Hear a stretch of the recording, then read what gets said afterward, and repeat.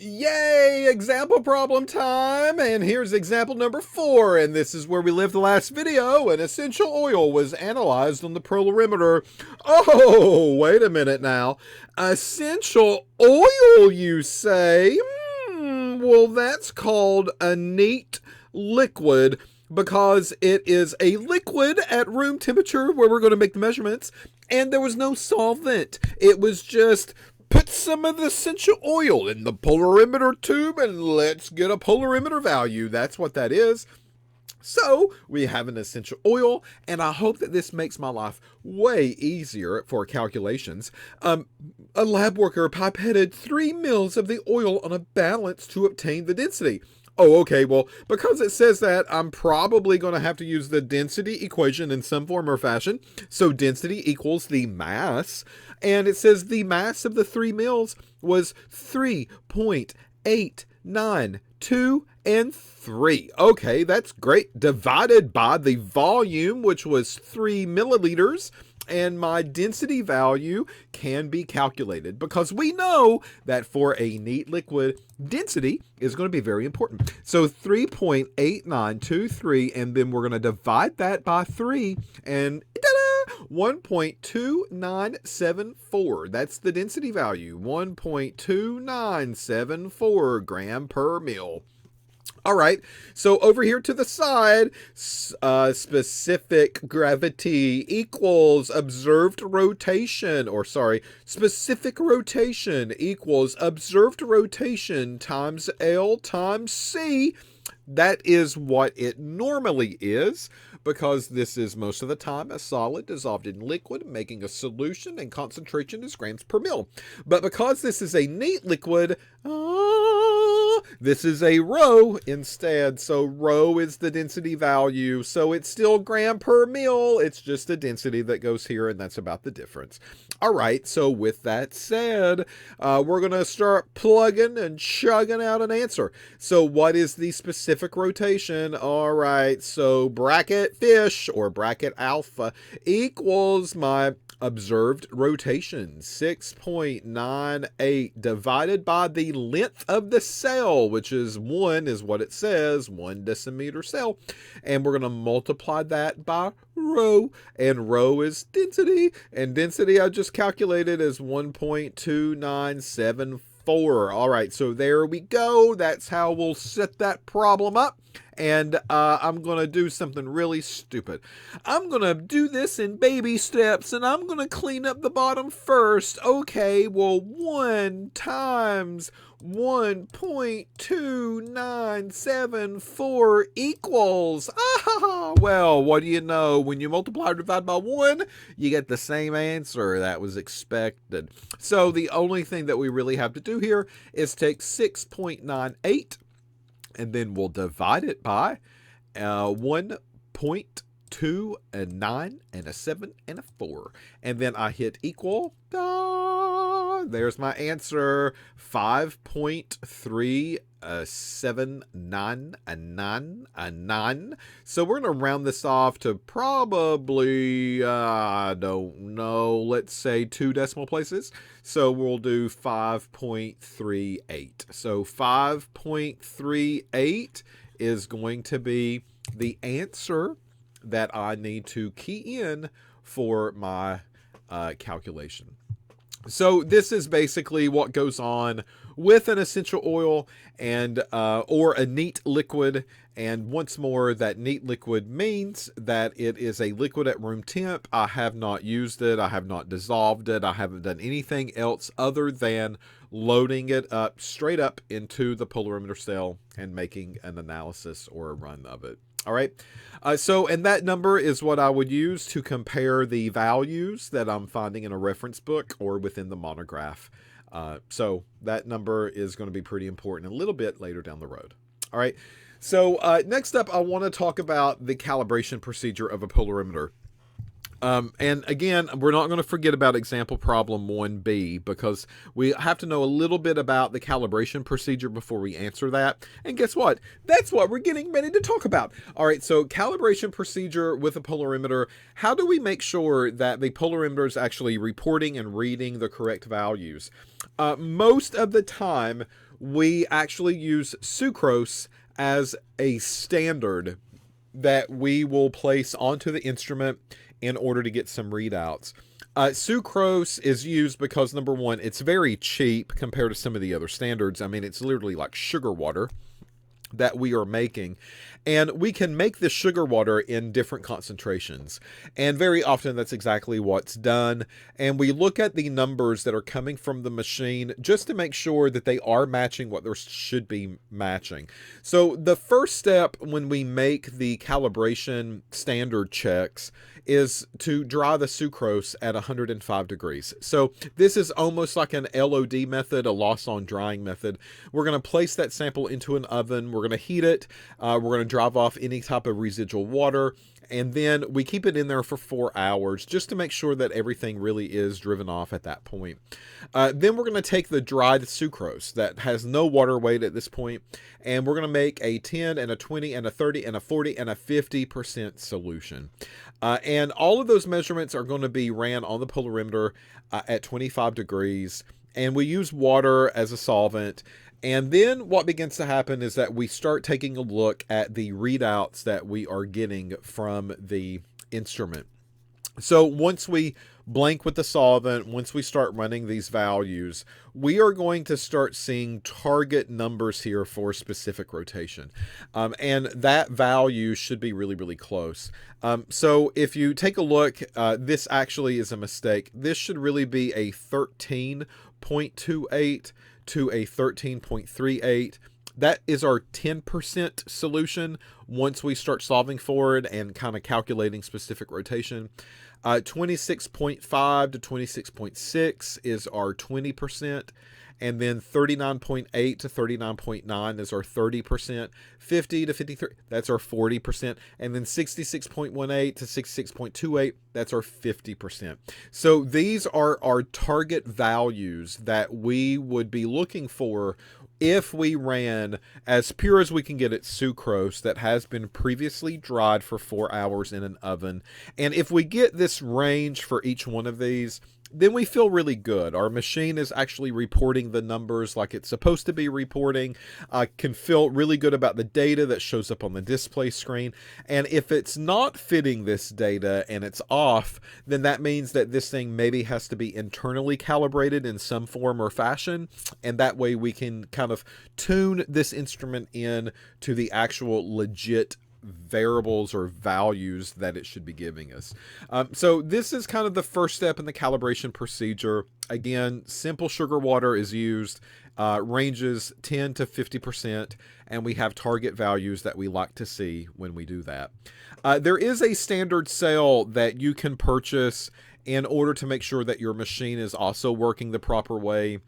This is a standard cell. Notice it says optical rotation at 20 degrees. So they are letting you know that this is not necessarily 25 degrees or 23 degrees, which is really closer to room temp. It's a little bit cooler at 20. But it tells me a couple of different nanometers on the polarimeter cell, because keep in mind, sodium D lamp is not the only lamp that can be used on polarimeter. And if it is a sodium D, then what they're doing here is that they're like, hey, here's 589.44 nanometers. That was our sodium D. So that means that if I place this cell in a polarimeter and that polarimeter has a sodium D lamp and I hit read, I don't have to feel anything at all. I just hit read. That reading should be 33.632 on the instrument. If it is 33.632, then my machine is calibrated. It's reporting proper numbers. I mean, this thing is going to be great. So this is what we would call a standard cell, but keep in mind that the standard cell has to be held at a certain temperature, and for this particular temperature, it is 20 degrees. All right. So for USPNF, as far as prepping a solution for a polarimeter to get a optical or specific rotation, there's a few things that they would like for you to do in the procedure. And this very commonly kind of follows suit with how we do the standards as well. So the first criteria is to perform 731 or 921. 731 and 921 is all about moisture and water. So there is probably some water moisture that is attached to the molecule that we want to make the solution out of. So we have to make sure that it is a fully dried crystal or solid before we start measuring things out and making solutions out of them. So the very first step in the specific rotation is you got to LOD it, or you got to do a water determination. So that water determination is like a Carl Fisher titration, and the loss on drying is placing it in an oven for a predetermined amount of time, then removing it, placing it in a desiccator, and then after that moisture is driven off, then you can weigh out legit amounts of sample. If not, that mass that you're going to get, that mass is going to be your sample mass, but it's also going to be water mass as well. And you're going to report an incorrect concentration, which could lead to an incorrect specific value read if you're not very careful with the masses and the water that comes along with the party. All right. The Carl Fisher is the KFT titrators. This will give you an idea of the percentage of water that is kind of carrying through with it. And that percentage of water can be corrected, which means that if you know that this is 10% water, then when you go and you measure out that solid, let's say that you measured out 3 grams of the solid, then you know that 10% of that mass is actually due to water, specifically water, and then the other 90% is actually your amount of stuff that you're weighing out, that you're putting in a polarimeter tube, that you're measuring the specific rotation of.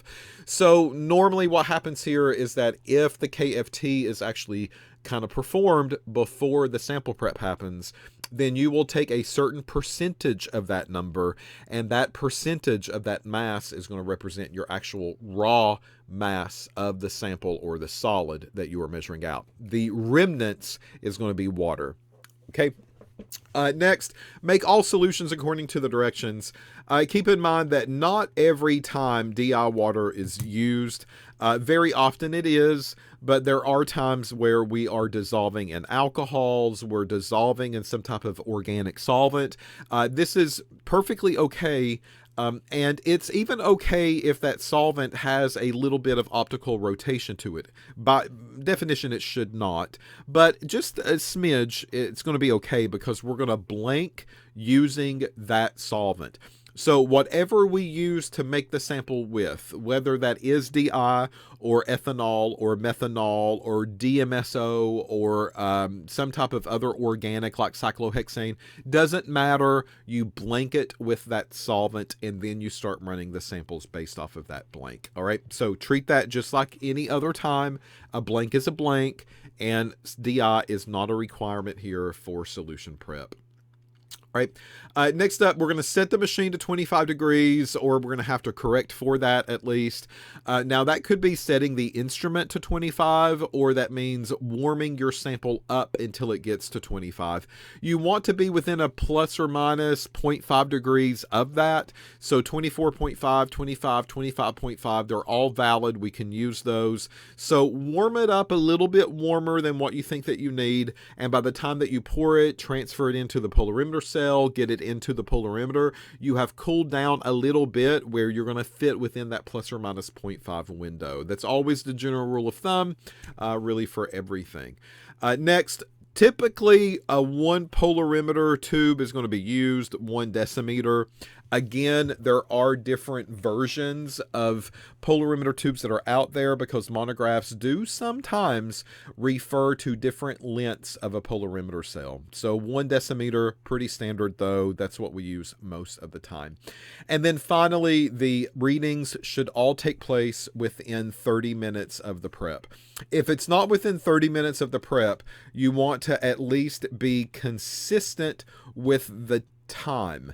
So if you have made solutions and all these solutions you are going to wait on, then make sure that you document that time, because all of those solutions should be waited on until that time approaches. It's not like a willy-nilly, make it on the fly, run it whenever you want to run it type of ordeal. And the reason is because there is something called muta rotation that can happen in certain compounds. So mutarotation is the idea that we have a molecule, and this molecule is a flip-flopper, and this flip-flopper molecule will sometimes give us positive reads. And then the flip-flopper will be like, oh, you know, today I feel like this, and this is what I want to be. And then that molecule flips, and it begins to turn the rotation of light in a different direction. And then that molecule will go to sleep, and that molecule will wake back up, and it says, oh, no, you know, I don't want to be this. I'm going to be what I was before. And then it flip-flops back to what it was before. And this constant flip-flop, flip-flop, flip-flop, flip-flop, flip-flop, flip-flop, flip-flop is what we call a mutarotation. So some molecules do it, some do not, but the molecules that do it, you have to be really careful with them. So this is why we say, listen, time is important, because what happens is that once these molecules go into solution, that's when the flip-flop, flip-flop, flip-flop, flip-flop, flip-flop, flip-flop begins to happen. So as they start to dissolve, as they go into solution, we start to see this change in optical rotation if we're not very careful. So sooner or later, what does happen is that equilibrium begins to happen. And equilibrium means that we're at a point where the overall values are not changing that much. It is still flip-flop, flip-flop, flip-flop, flip-flop, flip-flop in the solution, but it's doing it at a rate where the positive to the negative is happening at the same rate that the negative to the positive is happening. So in other words, they kind of cancel each other out in some form or fashion, but really the more proper definition is that the rates for the equilibrium are equal. And those rates are equal, which means we're not going to see a drastic change in the optical rotation once we put it into the polarimeter at that specified time. So there are times where we're going to have to look at the sample prep, and we're going to have to monitor how long did it take me to prep it. And once it went in solution, let's give it a little bit before we start taking a measurement read. Because some of these mutarotations happen at a very fast rate, and others are kind of sluggish. So it really just depends on what we're working with.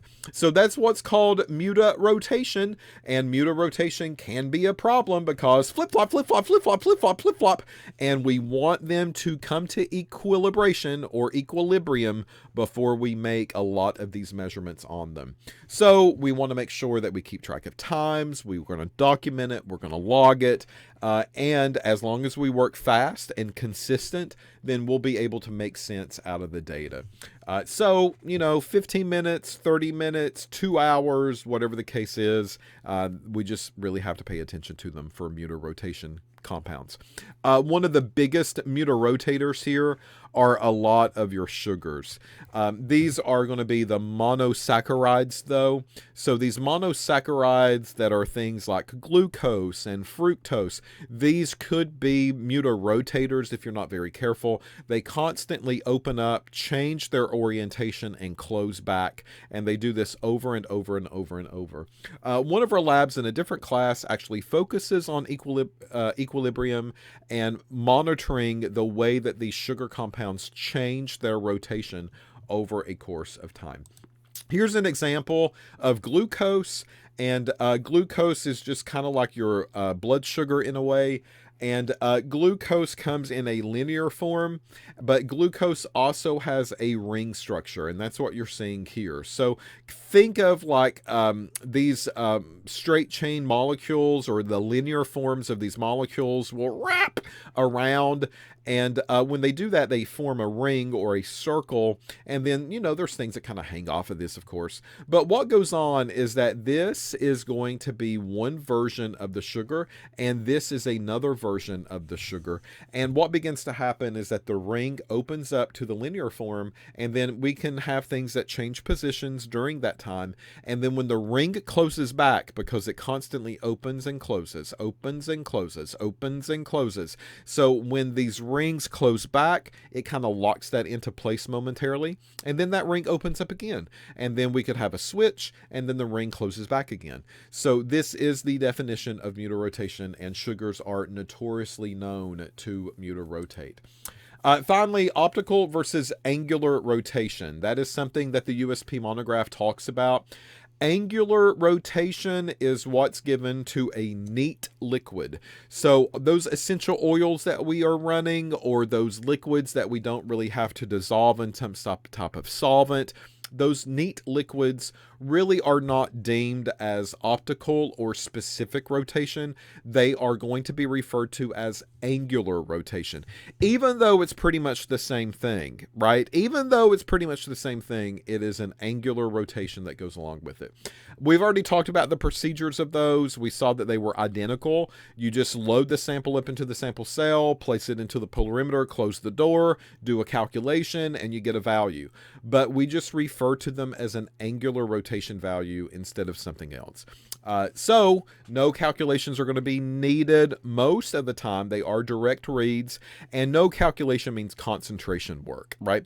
A density number is probably going to come from an instrument. A density number has to be used, but for the most part, I'm not weighing out stuff. I'm not dissolving it in stuff. I'm not calculating a concentration in grams per mil before that number goes into the overall polarimeter equation.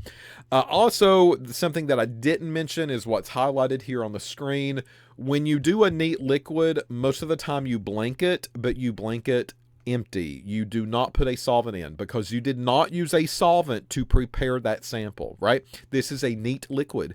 That neat liquid means straight up essential oils or straight up liquids that go into those sample containers, and there was nothing that you used as a solvent to weaken it down. So because of that, the polarimeter cells are blanked with just air. There's nothing in them at all. You simply put the cell in, you close the door, you hit 0, and then whatever it does, that's what it does from that moment on, and then that cell is now ready to be loaded. So even on the sample blanking process, these are way much easier than some of the samples that we have to prep. All right, so finally, we're going to go back to example number 1. And example number 1, part B, says, if this was a calibration standard, does the sample or instrument pass? All right. So a lab worker measures 3.451 grams of sucrose and dissolved in a volumetric flask. He brings the total to a volume of 50 mils with water. And we get a reading of 0.61. All right, so we already calculated kind of the concentration target here. We took that 3.451 and we divided it by 50. And when we did this, we got a value. And that value looks like that gram per mil number is 0.06902. All right, so that was the concentration that we used for this particular lab experiment, 0.06902 grams per milliliter. All right, so now part B says, if this was a calibration standard, does the sample or the instrument pass? So we're going to go back to the way that we make these sucrose standards, and that's what we did here. So these sucrose standards were made in different realms of terms of percentage, right? So 10%, 20%, 30%, 40%, 50%. All right, so let's talk a little bit about how we make a percentage. So what goes on here is that if I wanted to make a 10% solution, what would happen is that, let's make it easy. I would weigh out 10 grams and I would dissolve it in 100 milliliters of solvent or DI water. And the reason is because 1 mil of water is pretty darn close to 1 gram of water. So if I take 10 grams of solute and I dissolved it in 100 grams of solvent, because we're going to pretend like that mil is a gram, 10 divided by 100 is 0.1, and then we multiply it by a 100 to get in terms of percentage, right? So based on this example problem, we can follow through with the same idea. This example problem was like, hey, we took and I'll just do that calculation again. So 3.451 grams of sugar, and we have dissolved that in 50 milliliters of water. And that 50 mils is almost like a 50 grams. So I can take those two and divide them, and then I can multiply it by 100. So if I do this, then my percentage is going to be pretty darn close to 7%. So like 6.9%, give or take a little bit. So this is the percentage, not in gram per mil, but a percentage of the sugar sample that I have prepped for this example problem. So if I go back and I take a look at what the expected values are for like a 7-ish percent, well, I can just eyeball it for now. So if I look at the 10% value, right there it is, 10, of course 7 is lower than 10. So that means that my number needs to be lower than 13.2 or 13.3. Not by a lot, but my number needs to be lower because 7% is lower. Now, let's kind of do 10 to 5%. Let's just predict. What would 5% be, right? If a 10% is giving me 13, then a 5%, which is half, should give me probably half of the polarimeter readout. So half of 13 is like 6.5, somewhere in there. So a 5% would be a 6.5 read. A 10% is a 13.3 read. These are kind of my target values that I'm looking for.